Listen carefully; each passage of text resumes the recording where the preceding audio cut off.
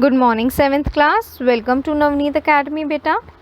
अब हमने लास्ट क्या पढ़ा था, कन्वेक्शन के बारे में। अब उसी कन्वेक्शन को और अच्छे तरीके से समझने के लिए एक्टिविटी करते हैं। चलिए इसे पढ़ते हैं। Activity 4.9, light a candle. एक कैंडल को जलाइए। Keep one hand above the flame and one hand on the side of a flame. जैसे 4.10 फिगर में दे रखा है कि इन्होंने कैंडल को जलाकर एक हैंड तो इसके ऊपर रखा है और दूसरा हैंड इसके साइड पे रखा है। Do your hand feel equally hot? क्या दोनों पे सेम हीट आएगी? If not, which hand feels hotter and why? किस पे ज़्यादा हीट आएगी? अगर दोनों पे सेम नहीं आएगी तो और क्यों हीट आएगी? देखते हैं। ये देखो, ऐसे करना है। एक कैंडल को क्या करेंगे, जला लेंगे और एक हैंड आपको यहाँ ऐसे साइड में रखना है और दूसरा उसके टॉप पर रखना है, उसके ऊपर रखना है। ठीक है।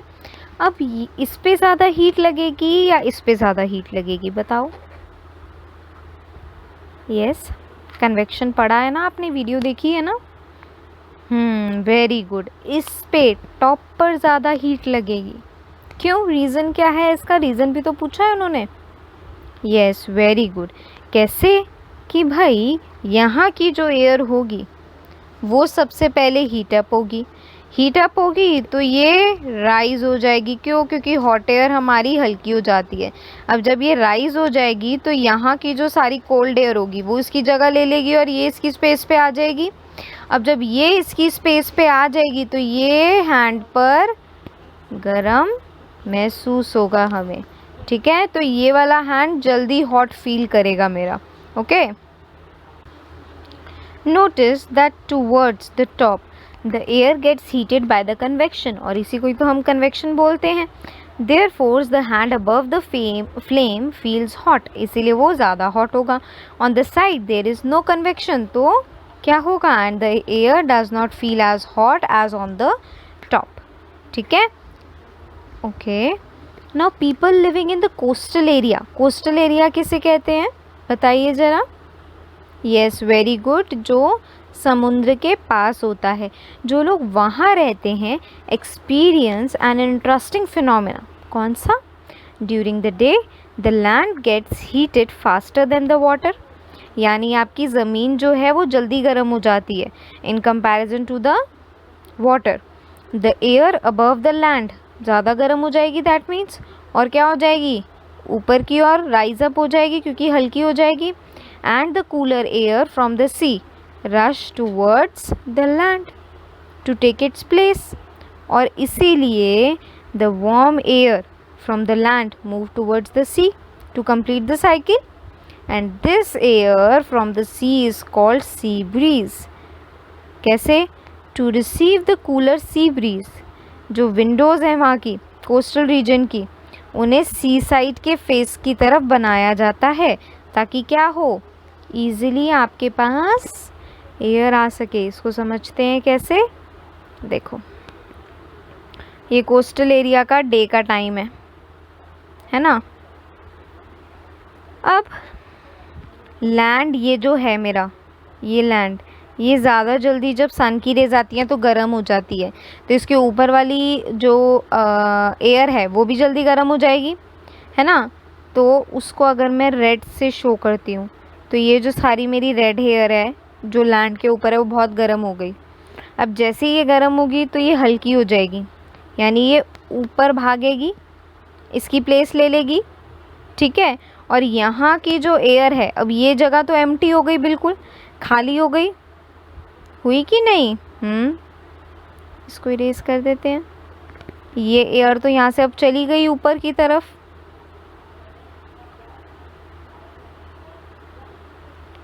तो अब यहाँ पर जो एयर थी, यहाँ पर ठंडी एयर थी ब्लू कलर की सपोज़, तो ये एयर जल्दी से इसकी जगह ले लेगी क्योंकि ये स्पेस एम्प्टी हो गया, तो अब यहाँ पर आ जाएगी ये। ठीक है। अब ऐसे ही सेम प्रोसेस चलता रहता है। अब जैसे ये गर्म हो जाएगी फिर ये ऐसे प्रोसेस चलता रहेगा। अब यहाँ पर क्या है बेटा? ठंडी एयर है। तो जितने भी सारे हाउसेस कोस्टल एरिया में होते हैं तो उनकी जो खिड़कियाँ होती हैं ना, वो किसकी तरफ होती हैं? हमेशा सी फेस पे होती हैं। यानी जहाँ पर सी का फेस होता है वहीं पर ही, ताकि जो ये ठंडी हवा है ये उन खिड़कियों से उनके घर में आ सके। ठीक है, इसी को ही हम क्या बोलते हैं, ये देखो यहाँ पर दे रखा है आपको, सी ब्रीज कहते हैं कि ये जो हॉट एयर है ये लाइट होने की वजह से कोल्ड एयर की स्पेस ले लेती है और ये कोल्ड एयर उसकी जगह ले लेती है। ठीक है, अब नाइट में बिल्कुल इसका ऑपोजिट होता है।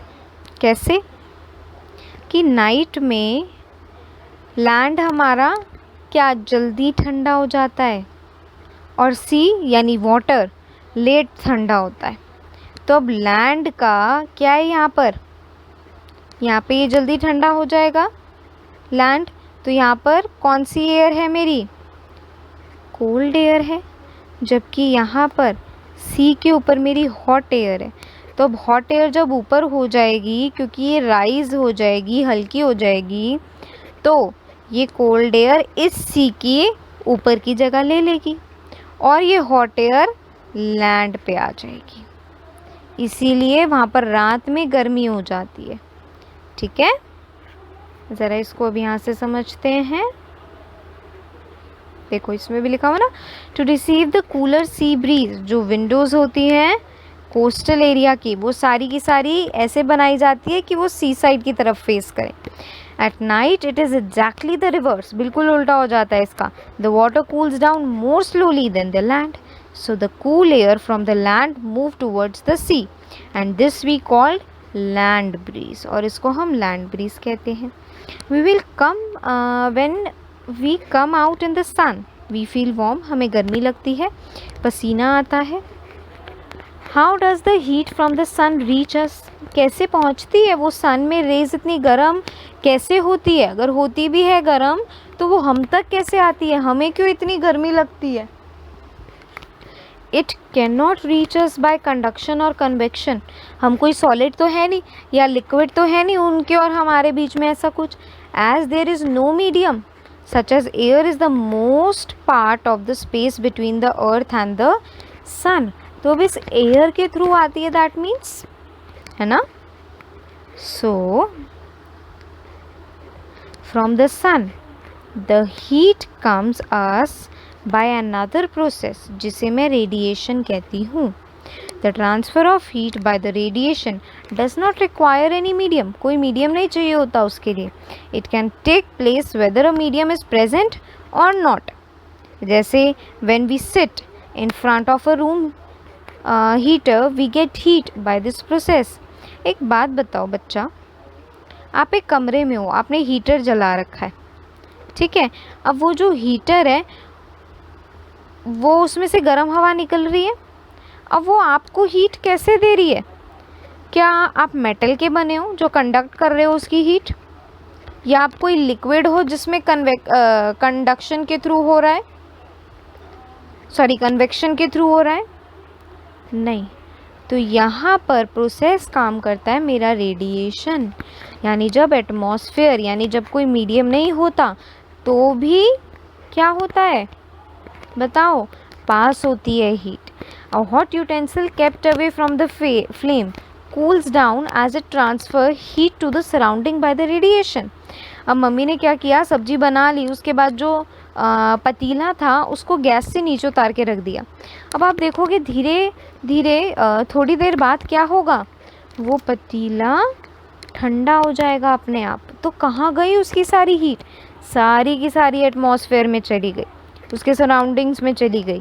कैसे, क्या हमने उसके आसपास कोई मेटल का वायर रखा था या कोई लिक्विड रखा था, नहीं, ये किसकी वजह से हुआ, रेडिएशन की वजह से हुआ। Our body too gives heat to the surrounding and receive heats from it by radiation, हमारी बॉडी भी ऐसी ही करती है।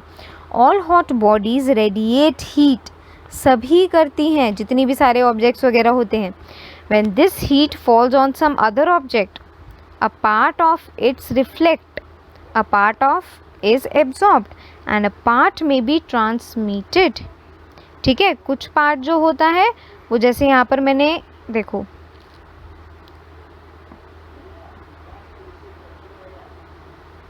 ये एक हॉट पैन है,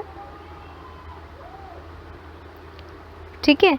अब यहाँ पर सपोज़ मैंने क्या रखा है, पानी रखा है, बिल्कुल चिल्ड वाटर है इस ग्लास में, ठीक है। बाहर ड्रॉपलेट्स भी बन रहे हैं इसकी, बहुत चिल्ड वाटर है।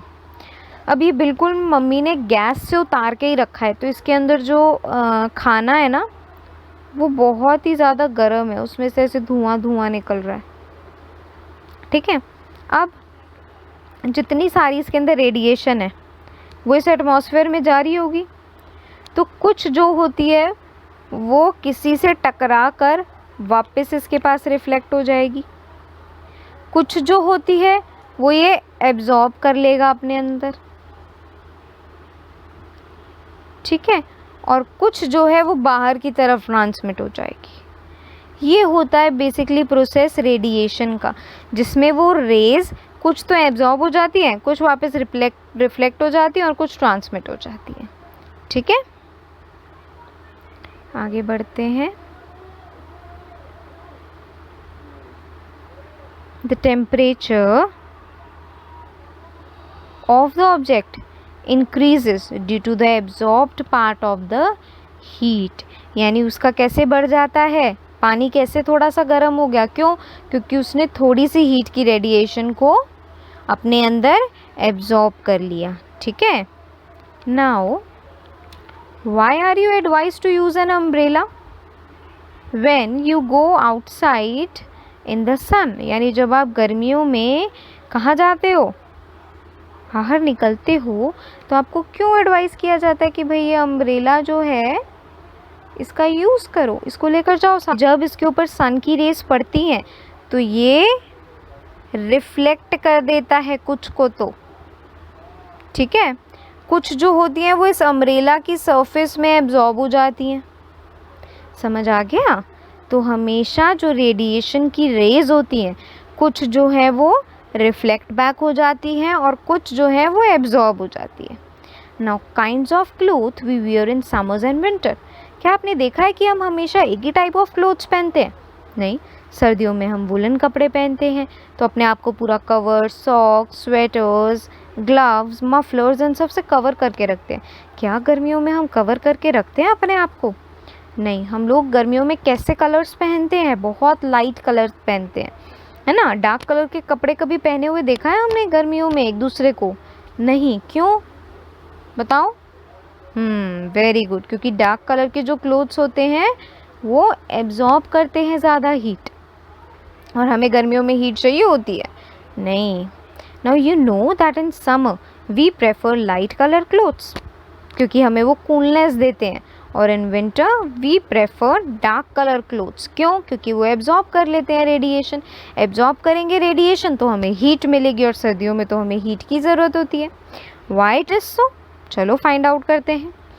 Now activity 4.10, take 2 identical tin cans, ठीक है, टिन के कैंस ले लो, एक पे ब्लैक पेंट कर दो और दूसरे पे वाइट पेंट कर दो।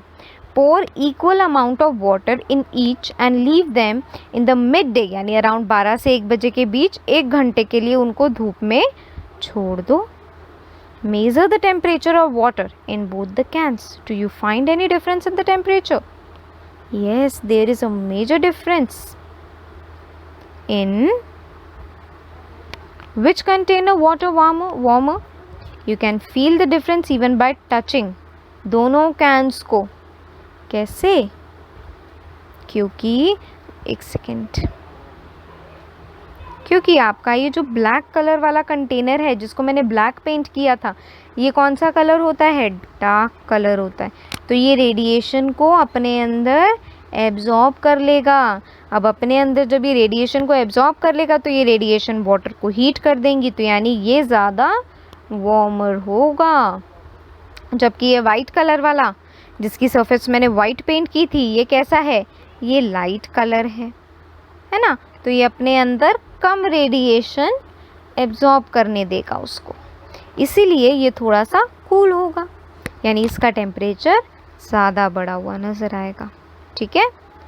नाउ एक्टिविटी 4.11 भी इसी से थोड़ी बहुत रिलेटेड है।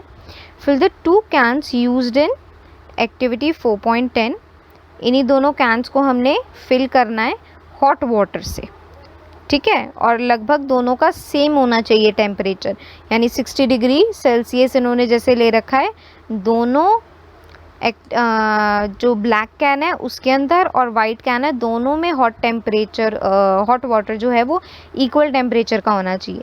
Leave the can in a room और a shade. Now note the temperature of water after 10 to 15 minutes. अब 10 से 15 मिनट बाद आप उन दोनों का टेम्परेचर नोट करो। Does the temperature of water in both the cans fall by the same amount? क्या दोनों का जो टेम्परेचर में फॉल हुआ है वो सेम है? Do this activity suggest you that the reason why it is more comfortable to wear white or light clothes in summers and dark color clothes in the winter? Dark surface absorb more heat and therefore we feel comfortable with dark clothes in the winter, and light colors जो होते हैं ये reflect करती है heat, ठीक है, जो भी इनके ऊपर फॉल होती है। therefore we feel comfortable wearing them in summers। अच्छा, अब इसका ज़रा आंसर करते हैं कि कौन सा ऑब्जेक्ट में ज़्यादा आएगा। देखो,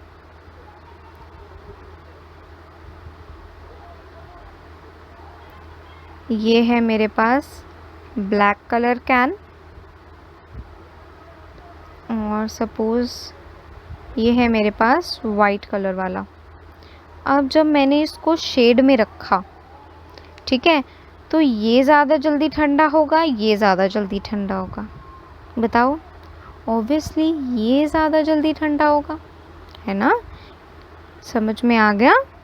तो इसीलिए हम हमेशा गर्मियों में लाइट कलर के क्लोथ्स पहनते हैं और सर्दियों में हम हमेशा डार्क कलर के क्लोथ्स पहनते हैं। So next topic is woollen clothes keep us warm in winter, यानी जो ऊनी कपड़े होते हैं वो हमें सर्दियों में गर्माहट देते हैं।